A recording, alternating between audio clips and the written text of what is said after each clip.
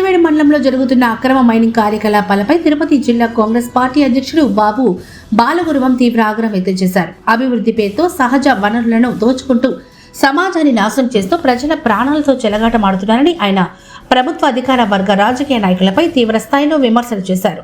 సత్యవేడు మండలంలో mining mafia విస్తృతంగా సాగుతోందని, దీనికి కొందరు అధికారులు రాజకీయ నాయకులు అడ్డగా ఉన్నారని ఆయన ఆరోపించారు.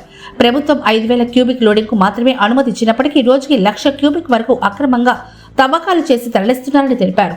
రోజుకి 200కు పైగా టిప్పర్ల ద్వారా ఖనిజ సంపదను తరలిస్తున్నప్పటికీ ప్రభుత్వానికి సరైన రియాలిటీ చెల్లించడం లేదని ఆయన అన్నారు. తిరుపతి జిల్లా సత్యవేడు నియోజకవర్గం సత్యవేడులో ఈరోజు మేము తిరుపతి జిల్లా కాంగ్రెస్ పార్టీ అధ్యక్షుడిగా నేను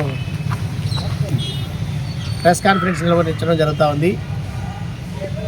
దీని యొక్క ముఖ్య ఉద్దేశం ఏంటంటే, సత్యవేడు ఒక రిజర్వ్డ్ కాన్స్టిట్యున్సీ అయినందువల్ల సత్యవేడు పైన వచ్చేటటువంటి ప్రభుత్వాలకంతా కూడా చిన్నచూపు అయిపోయింది. సత్యవేడులో ప్రభుత్వాల్లో ఉన్నటువంటి నాయకులకు మరియు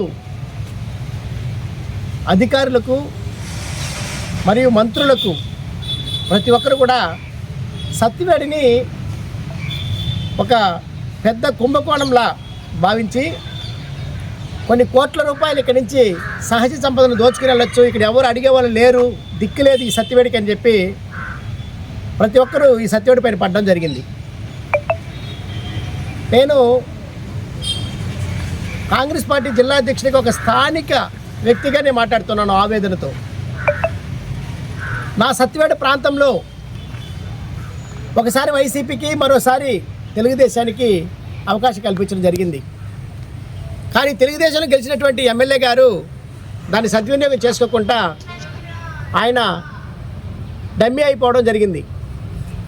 కానీ ఇక్కడ వేరే వాళ్ళని ఇక్కడ ఇన్ఛార్జ్గా వేసి ఇక్కడ పెట్టడం వల్ల పార్టీ బలోపేతం చేస్తారేమో అని అనుకుంటే, వారు పార్టీ బలోపేతాన్ని పక్కన పెట్టి పూర్తిగా గ్రావెల్ క్వారీలని, మెటల్ క్వారీలని, ఈ విధంగా క్వారీల పైన పడి సహజ సంపద మొత్తం దోచుకొని పోతూ ఉంటే చాలా బాధాకరమైనటువంటి విషయం. చంద్రబాబు నాయుడు గారికి, పవన్ కళ్యాణ్ గారికి మేము ఒకటి తెలియజేస్తూ ఉన్నాం కాంగ్రెస్ పార్టీ జిల్లా అధ్యక్షుడిగా. అయ్యా, మీరు ప్రతి నియోజకవర్గంలో చూడండి, ఆ నియోజకవర్గం నుంచి మాత్రమే ఏదో 1-2 పాయింట్స్ ఉంటాయి, చేసుకొని పోతూ ఉంటారు. ప్రభుత్వానికి కూడా దానికి డబ్బులు వస్తాయనేటువంటి ఉద్దేశంతో మైండ్స్ని ఏర్పాటు చేయడం జరుగుతుంది, రాయల్టీ కట్టడం జరుగుతుంది.